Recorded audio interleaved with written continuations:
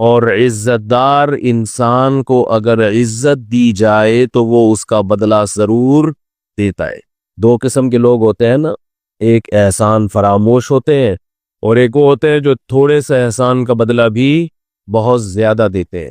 احسان فراموش، آپ احسان کرتے رہیں، ان کی صحت پہ کوئی فرق نہیں پڑتا۔ تو رمضان ایک ایسا مہمان ہے جو احسان فراموش نہیں ہے، بلکہ آپ اگر اس کو عزت دیں گے، اس کا احترام کریں گے، اس کا اکرام کریں گے تو آپ کو بہت نواز کے جائے گا۔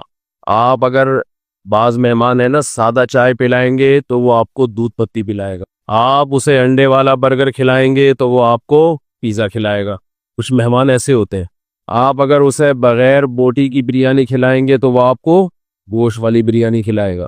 رمضان ایک ایسا مہمان ہے جو تھوڑا سا اکرام کرنے پر بھی آپ کو بہت زیادہ نوازتا ہے، تھوڑا نہیں نوازتا۔ لیکن رمضان کی جو نوازشیں ہیں، رمضان کے جو تحفے ہیں، جو رمضان آپ کو گفٹ دے گا اگر آپ اس کو عزت دیں گے تو وہ اس کا گفٹ ہونا ان لوگوں کی سمجھ میں آتا ہے جن کا آخرت پر ایمان ہو۔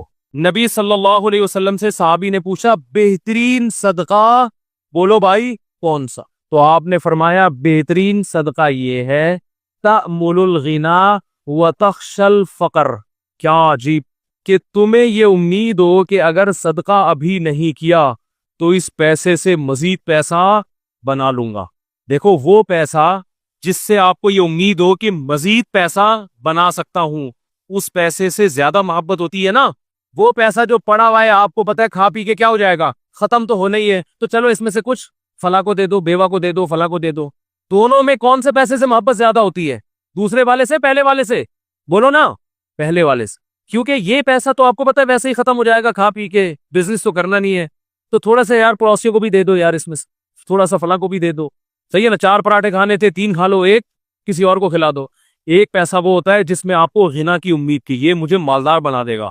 اور دوسری بات، ایک پیسہ وہ ہے جس میں آپ کو بتایا کہ خرچ کروں گا، انویسٹ کروں گا تو اور پیسے والا ہو جاؤں گا، انویسٹ نہیں کروں گا تو غریب نہیں ہوں گا، کم از کم اتنا ہی رہوں گا۔ ایک یہ پیسہ ہے۔ دوسرا پیسہ یہ ہے کہ آپ کو پتا ہے انویسٹ کیا تو اور مالدار، نہیں کیا تو غریب۔ اس پیسے سے محبت تو اور زیادہ ہوتی ہے کہ نہیں ہوتی؟ تو آپ نے فرمایا جو پیسہ اس کنڈیشن میں تمہارے پاس ہو کہ تأمل الغنا، تمہیں امید ہے کہ نہیں کیا تو اور پیسہ آ جائے گا، کر دیا تو اس سے بھی بدتر حالت ہو جائے گی، فرمایا اس پیسے میں سے اللہ کی راہ میں صدقہ کرنا یہ سب سے بہترین صدقہ ہے۔ نہ سمجھ میں نہیں آ رہی میرا خیال ہے بھائی، کیونکہ یہ جب روکھڑا خرچ کرو گے تو دل سے پیسے کی محبت نکلے گی۔ اللہ نے قرآن مجید میں جو صدقات و خیرات کی ترغیب دی ہے نا، اس ترغیب کا مقصد صرف غریبوں کو پیٹ بھرنا نہیں ہے، اس کا مقصد قرآن مجید نے ایک یہ بھی بتایا ہے کہ جو لوگ اللہ کی راہ میں مال خرچ کرتے ہیں اپنی اصلاح کے لیے، سورہ آل عمران میں، اپنے دل سے پیسے کی محبت نکالنے کے لیے ان کو بھی خوشخبری دے دیں اجر عظیم کی۔ تو پیسہ خرچ کرنے کا مقصد صرف دوسرے سے مدد نہیں ہوتی، بلکہ اپنے دل سے دولت کی محبت نکالنا بھی ہوتا ہے۔ کیا کریں بھائی، کیسے سمجھائیں؟ سمجھ میں آ رہا ہے؟ اب دیکھیں، پتہ نہیں، دیکھتے ہیں آپ لوگ اس ہفتے کتنے فنڈر بنتے ہیں، دیکھتے ہیں اب اس ہفتے آپ کی سخاوت۔ آواز میری صاف آ رہی ہے آپ لوگوں؟ اب دیکھتے ہیں کیا رپورٹیں آتی ہیں۔ آج جناب حاتم طائی قبر سے نکل کے کھڑا ہو گیا۔ مفتی صاحب کے بیان میں ایک صاحب آئے ہوئے تھے، 1 کروڑ کا چیک انہوں نے اپنے غریب بھائی کو دے دیا اور دکان بنا کے دے دی، چل یار تیرے پاس کچھ بھی نہیں ہے، ریڈی لگا رہا ہے، یہ طارق روڈ کی ایک دکان میں نے تیرے نام کی، جا کما۔ حاتم طائی خبر سے اٹھ کے آ جائے گا، کیا خیال ہے؟ تو دیکھتے ہیں انشاءاللہ، امید ہے اس مفتی اس قسم کی رپورٹیں آنا، بولو بھائی، شروع ہو جائیں۔ 1 کروڑ زیادہ ہو گئی میرا خیال ہے، زیادہ ہو گیا۔ ایسا نہ ہو کہ آپ خرچ کر کے پھر رونا نہ شروع کرتے ہیں۔ اگر رونے کا خطرہ ہے نا تو پھر نہ کریں۔ جتنا اللہ نے توکل دیا ہے اتنا کہ اللہ سے شکایت نہ ہو کہ اللہ ہم نے تو اتنا کیا اور تو ہمارے لیے کچھ بھی نہیں کر رہا، پھر یہ غلط ہے۔ وہ صدقہ جس کے بعد ندامت ہو اس سے بہتر ہے کہ نہ کرتا، تاکہ ندامت نیکی کر کے، اگر ندامت ہو رہی ہے تو اس نیکی سے نیکی نہ کرنا زیادہ بہتر۔ لیکن میرے بھائی کچھ سخاوت کا مظاہرہ کیا کرو تاکہ دل سے دنیا کی محبت نکلے۔ اور اللہ کا عجیب قانون ہے کہ جو کھلاتا ہے آمدن میں برکت بھی اسی کی ہوتی ہے۔ کتنا کھلاؤ گے نا غریب نہیں ہوتا۔ حدیث میں آتا ہے کہ نبی صلی اللہ علیہ وسلم نے فرمایا ما نقصت صدقۃ من مال، فرمایا صدقے نے کبھی کسی کے مال میں کمی نہیں کی ہے. کبھی ہوا ہی نہیں ایسا تاریخ میں کہ صدقہ کرنے سے غریب بن گیا ہو. آپ نے اس نیت سے نہیں کرنا کہ صدقہ کیا تو غریب نہیں بنوں گا، آپ نے تو اللہ کے لیے کرنا ہے. تو دل سے میرے بھائی پیسے کی محبت کیا کرو، نکالو. اور جہاں کی محبت بھی ہر جگہ. جہاں کی ایک علامت پتہ ہے کیا ہے؟ زیادہ بولنا. جو آدمی ہر محفل میں بولتا ہے نا، اس کا مطلب ہے اس کو اپنی ٹانگ ہر جگہ اونچی کرنے کا شوق ہے. اس لیے صوفیہ کرام کے ہاں اس کا بڑا اہتمام، خاموشی سکھائی جاتی تھی. جب تک لوگ آپ سے کچھ سننا نہیں چاہ رہے آپ چپ کر کے محفل میں کیا کریں، بیٹھے. ایسا بھی ہم نے دیکھا ہے، محفل لگی ہوئی ہوتی ہے، علماء بیٹھے ہوئے ہیں، بڑے لوگ بیٹھے ہوئے، ایک درمیان میں ایک آدمی بار بار بولے جا رہا ہوتا ہے. وہ یہ شو کرنے کے لیے کہ میں بھی اس مجلس میں موجود. بھائی چپ کر کے بیٹھے رہو. جب بڑے بیٹھے ہوئے ہیں تو تمہیں بولنے کی کیا ضرورت ہے؟ اس لیے زیادہ بولنا، ہر محفل میں بولنا، بے وقت بولنا، کوئی آپ سے مشورہ لے نہیں رہا بلا وجہ اس کو جا کے مشورہ دینا، یہ بھی حب جاہ کی علامت ہے. اس کی علامت ہے آپ کے دل میں بڑا بننے کا ہوس ہے.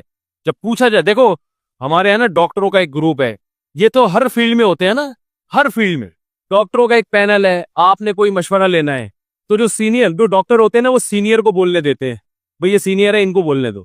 اگر وہاں کوئی جونیئر پہلے بول رہا ہے سینئر سے پہلے، بے شک صحیح بول رہا ہو، اس کا مطلب اس کو بولو نا شوق ہے. بھائی جب سب بیٹھے ہوئے ہیں تو سینئر کو پہلے بولنے دو نا.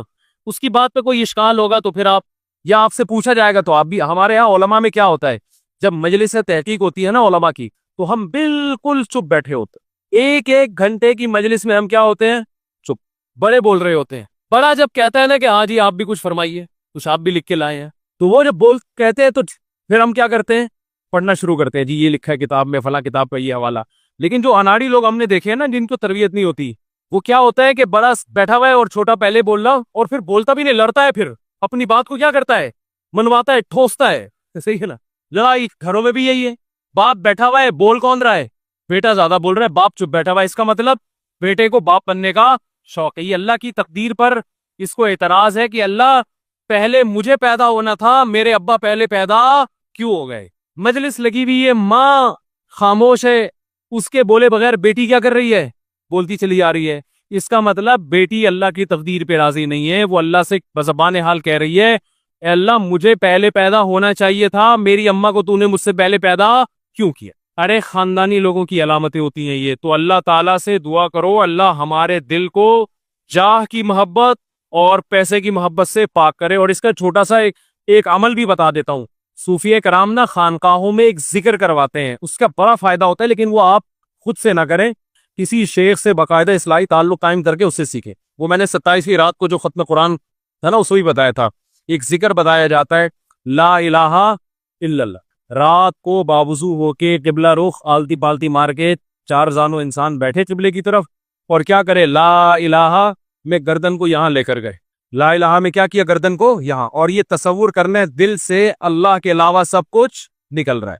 بار بار جائے گا نا اکاؤنٹ میں اتنے پیسے پڑے ہوئے ہیں، اتنے ہو گئے، اب اس بزنس میں اور اضافہ ہو تو کیا ہو گئے، ڈبل. تو دل میں کیا کرنا ہے، لا الہ. اس پیسے کو اکاؤنٹ سے کیا کرو، دل کے اکاؤنٹ سے نکالو. بولو وہ وہاں ہے، یہ دل میں نہیں ہونے چاہیے. لا الہ نکال، ہر چیز نکالی. کوئی مردار کی محبت ہے، عشق مجازی ہے، وہ بھی لا الہ کے بعد کیا الا اللہ میں گردن واپس لے کر آئے اور زور سے زر پہ ضرب ماری، ایک چوٹ ماری، الا اللہ زور سے نا، الا اللہ. اس میں کیا ہے، صرف کون ہے، اللہ. اس ذکر کا بڑا فائدہ ہوتا ہے. یہ سنت سے ثابت نہیں ہے، لہذا اس کو سنت سمجھنا بدعت ہے. یہ ایک صوفیہ کرام نے نا ایک ٹریننگ کروائی ہے، ایک پریکٹس کروائی ہے بطور علاج کے. تو علاج کے لیے ثبوت کی ضرورت نہیں ہوتی. سمجھ رہے ہو کہ نہیں سمجھ رہے؟